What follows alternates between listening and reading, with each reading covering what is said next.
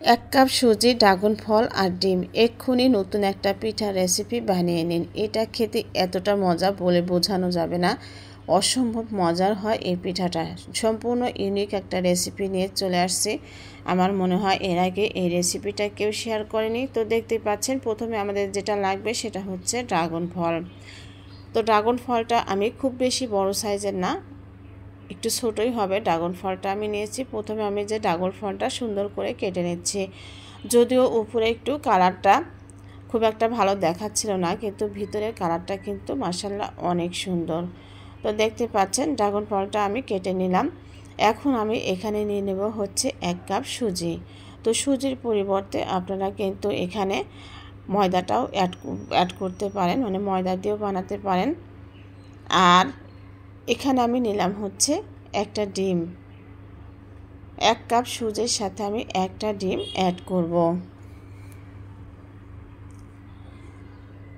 তো এখন দেখতে পাচ্ছেন যে এই যে সুজির মধ্যে আমি ড্রাগন ফল আর ডিমটা দিয়েছি। তো ড্রাগন ফলটা কিন্তু আমি সম্পূর্ণটা ইউজ করিনি, আমি কিছুটা ড্রাগন ফল সরিয়ে রেখে দিয়েছিলাম, কারণ 1 কাপ ময়দা সুজির মধ্যে একটা ড্রাগন ফল দিলে পরিমাণে একটু বেশি হয়ে যায়। তো এখন দেখতে পাচ্ছেন যে আমি 3টা উপকরণও একটু ভালো করে মেখে মিশিয়ে নিচ্ছি।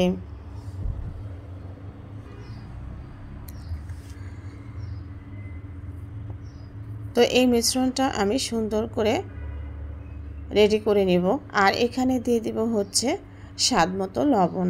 যে কোনো জিনিসের মধ্যে লবণটা তো দিতেই হবে, না হলে কিন্তু খেতে ভালো লাগে না। কেমন যেন আমার কাছে মিষ্টি জাতীয় খাবার একটু লবণ না দিলে পানসা পানসা লাগে।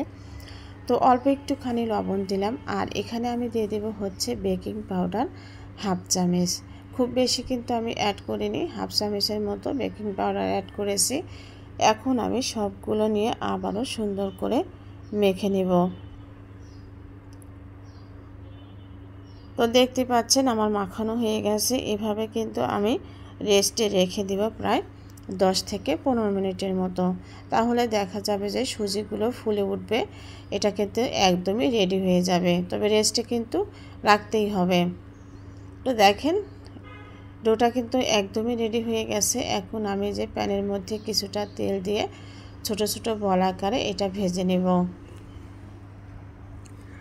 তবে হ্যাঁ, চুলার হিটটা কিন্তু খুব বেশি বাড়িয়ে দেওয়া যাবে না, তাহলে কালারটা নষ্ট হয়ে যাবে। চুলার হিটটা মিডিয়ামের চাইতেও কমে রেখেছি। তারপরে উল্টে পাল্টে আমি এগুলো ভেজে নেব, তাহলে কালারটা সুন্দর থাকবে, দেখতেও ভালো লাগবে। আর এটা যখন আমি দুধে ভিজাবো সেটা দেখতে কিন্তু আরও বেশি সুন্দর লাগবে। আসলে ড্রাগন ফল এমনিতেই কিন্তু শরীরের জন্য অনেক বেশি উপকারী, রক্ত স্বল্পতা দূর করে, আর অনেক বেশি উপকারী একটা ফল। আর যদিও যারা অনেকেই ড্রাগন ফল পছন্দ করে না, তবে আমার কাছে কিন্তু বেশ ভালো লাগে। আর আমার বাচ্চারাও ড্রাগন ফল খেতে পছন্দ করে। তো দেখতেই পাচ্ছেন যে এই যে এক পাশটা মোটামুটি হয়ে গেছে। এখন আমি অপর পাশটা উল্টে দিচ্ছি। তবে এই কাজটা একটু ধৈর্য সহকারে করে ভেজে নেবেন, তাহলে দেখা যাবে যে সুন্দরভাবে সিদ্ধ হয়ে যাবে, ভাজাও হয়ে যাবে, কিন্তু কালারটা নষ্ট হয়ে যাবে না। আর যদি চুলার হিটটা খুব বেশি বাড়িয়ে দেন তাহলে কালারটা নষ্ট হয়ে যাবে, পিঠাটা দেখতে কিন্তু অতটা ভালো লাগবে না। তো এই পিঠাটার আমি নাম দিয়েছি হচ্ছে ড্রাগন ফলের দুধ পিঠা। তো যাই হোক, এই যে অপর পাশটাও কিন্তু আমি একটু উল্টে পাল্টে দিয়ে যে ভেজে নিচ্ছি। তো আমার কিন্তু এটা এই অবস্থাতেই আমি আর 2-3 মিনিট পরেই কিন্তু এটা নামিয়ে নেব। তো আমার এটা ভাজা হয়ে গেছে, এখন আমি উঠিয়ে নিচ্ছি। দেখেন কালারটা কিন্তু খুব একটা নষ্ট হয়নি, কালারটা একদম ঠিক আছে। আবার পিঠাটাও কিন্তু সুন্দর মতো ভাজা হয়ে গেছে। আবার এমন করবেন না যেন ভিতরে কাঁচা না থাকে। তবে হ্যাঁ, ডোয়ের মধ্যে যদি আপনারা একটু ময়দা অ্যাড করেন এটা আরও বেশি কিন্তু নরম হবে মিষ্টির মতন। তো যাই হোক, পিঠাটা ভাজা হয়ে গেছে। এখন আমি এখানে নিয়ে নিচ্ছি হচ্ছে হাফ কাপ লিকুইড দুধ। যেহেতু পিঠা আমার অনেক কম, সেহেতু আমি হাফ কাপ দুধ দিলে আমার হয়ে যাবে।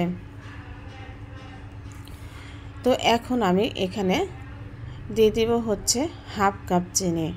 তো যেহেতু আমি সুজি নিয়েছিলাম হাফ কাপ, এখানে আমি চিনিও হাফ কাপে দিয়েছি, এটাই পারফেক্ট। তবে আপনারা যদি মিষ্টিটা বেশি খান তাহলে বেশি করেও দিতে পারবেন।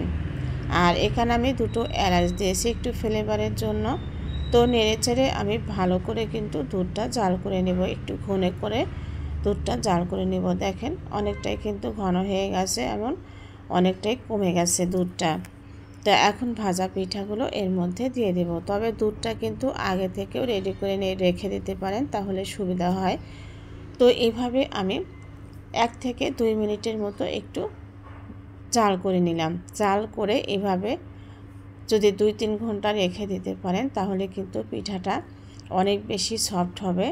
আমি যেহেতু বিকালবেলা বানিয়েছিলাম, তো বিকালের নাস্তা হিসাবে খাবো, তো সেহেতু আমি 30 মিনিট পরেই কিন্তু এটা নামিয়ে নিয়েছি। তো দেখতে পাচ্ছেন যে আমার পিঠাটা কিন্তু রেডি। তো বেশি সময় রাখলে কিন্তু পিঠাটা ফুলে আরও ডাবল হয়ে যাবে। তবে যাই বলেন, খেতে কিন্তু অসম্ভব মজা। মানে আমি খাচ্ছিলাম আর মনে হচ্ছিল যে প্রায় আমি সব খেয়ে ফেলি আর কাউকেই দিব না। তো যাই হোক, এই দেখেন দুধে ভিজানো এই যে ড্রাগন ফলের দুধ পিঠা খেতে অসাধারণ লাগে। একবার হলেও রেসিপিটা ট্রাই করবেন। আর আমার রেসিপিগুলো কেমন লাগে অবশ্যই কমেন্ট করে জানাবেন। যারা আমার চ্যানেলটা সাবস্ক্রাইব করেন নাই সাবস্ক্রাইব করবেন, একটা লাইক দিবেন আর অল বাটনটা ক্লিক করে রাখবেন। ধন্যবাদ সবাইকে, ভালো লাগলে শেয়ার করে দিবেন।